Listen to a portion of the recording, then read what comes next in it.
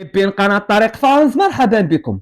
تحية طيبة وطابت أوقاتكم بكل خير في هذه الإطلالة الخفيفة، واللي من خلالها غنناقشوا أرقام الناخب الوطني السيد وائل الركراكي مع المنتخب المغربي.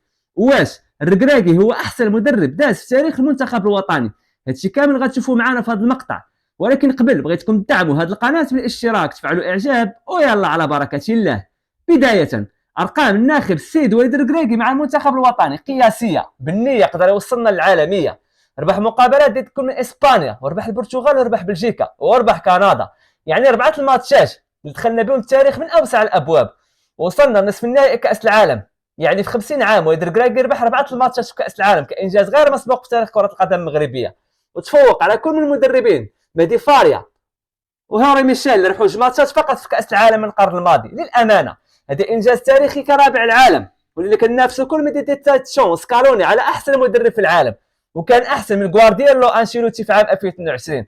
وايضا الركراكي من 33 ماتش ربح 22 مقابله، ايضا ربح 7 مباريات رسميه، وهذه غير مسبوقه لاي اطار مغربي من غير وليد الركراكي، لا فاخر ولا الطاوسي ولا الزاكي يقدر يربحهم.